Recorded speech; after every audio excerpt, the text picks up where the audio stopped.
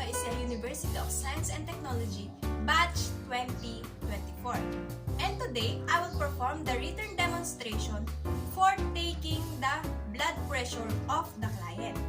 But before taking the BP of the client, we must assess the signs and symptoms of hypertension and hypotension of the client, and also assess the factors affecting the blood pressure. And also, we need to determine the policies and procedures for the facility and the client's record for medications that may increase or decrease the blood pressure, such as the Neoblac and metformin. After assessing and determining the client, we must go with the planning. We should assemble the equipments and materials or supplies that are needed, such as a stethoscope for auscultating the pulse of the client,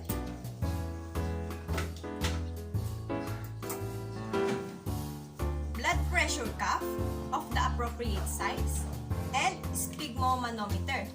Also, we need some alcohol swabs for cleaning the earpiece of the stethoscope, and alcohol for performing hand hygiene before taking the client's blood pressure. Prior to performing the procedure, we must perform the GIVE or give for the client. First is the G, wherein we must greet the client. I is to introduce ourselves. V is to verify the client's identity using the agency protocol. And E, to explain what will the procedure and how will the client cooperate. Next is to wash our hands and observe other appropriate infection control procedures. Using alcohol, I will perform the hand hygiene.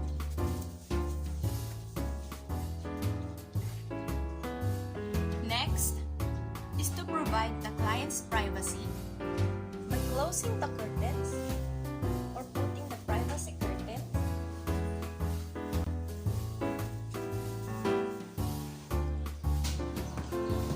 So, good day ma'am. I am Regina Rosete, your student nurse for today, and as for your doctor's order and also written in your medical record, we need to get your blood pressure in this time so that we can record it from time to time. So I would like to ask for your cooperation, ma'am, with this matter, and I would like to know if you are you taking medicines, or did you get your exercise for today, ma'am? Okay, thank you po. So, sisimulan na po natin ang pagkuha ng iyong BP using our blood pressure cuff. Place on your left arm. So, dito ang iyong brachial artery.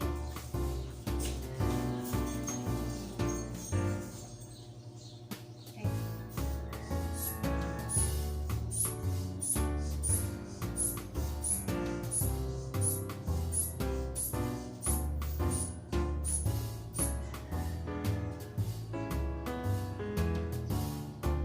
So, your systolic, ma'am, is 120 millimeter mercury.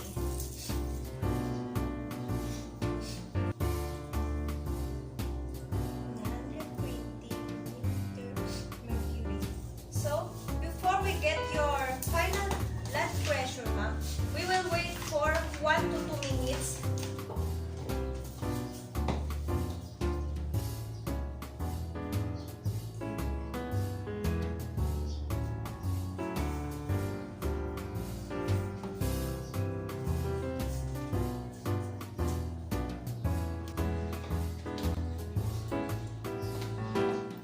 Using the stethoscope, we will clean the earpiece with the use of the alcohol swab.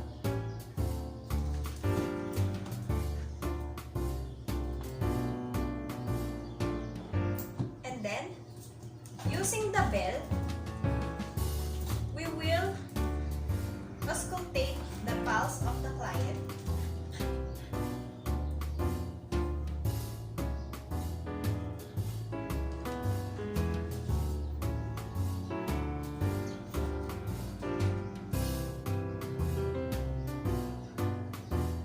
And as for the systolic, it is 120 millimeter mercury, so that I will pump until 150.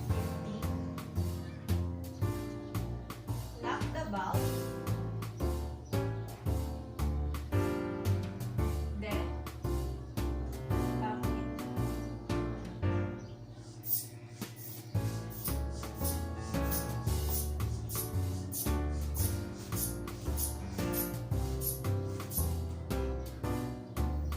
Slowly release.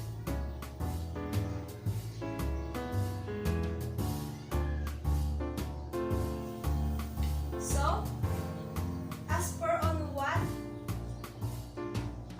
I observed, our client's blood pressure is 120/80 because I heard the loudest fluctuation 120 at ang pinakamahina naman ay nakatapat sa 80. Meaning, the blood pressure of the client is normal because it is 120/80.